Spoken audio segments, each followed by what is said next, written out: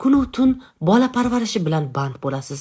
Kuni bilan oziqlantirish, bola yig'lashi, tunda 5-6 marta taglikni yangilash uchun uyg'onish, bu kabi uyqu buzilishlari salbiy ta'sirlarni olib keladi. Bu ta'sirlar natijasida ko'zingiz atrofida qora halqalar, og'iz atrofida osilgan burchaklar paydo bo'ladi. Bu esa sizni 10 yoshga emas, 15 yoshgacha qari ko'rsatadi. Bundan tashqari, tug'ruqdan keyingi yirtilish va taz mushaklarini bo'shashishi, qorin mushaklari ochilgan yerini o'z joyiga kelishi vaqt talab qiladi. Agar sizni eringiz va qaynonangiz faqat baqirsa, ish buyursa, bu butkul sizni jismonan va ruhan holdan toydiradi va yana qarishni kuchaytiradi. Lekin hamma ayollar tug'ruqdan keyin tez qarimaydi. Buning uchun ayolga parvarish va tiklanishi uchun atrofida yordamchilar bo'lsa, agar ayol tug'ruqdan keyin o'ziga e'tiborli bo'lib, jismoniy mashqlar bilan shug'ullansa va eri bola parvarishida g'amxo'rlik qilsa, ayol tiklanishi ancha tezlashadi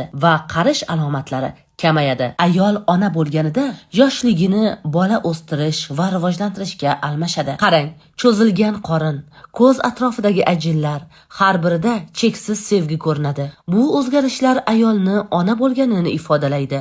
Bular ona bo'lish jarayonidagi vaqt izlarining chiroyi. Shuning uchun, agar sizning atrofingizda dugonangiz yaqinda ona bo'lgan bo'lsa, unga yordam berishni unutmang. Haqiqatdan unga juda qiyin.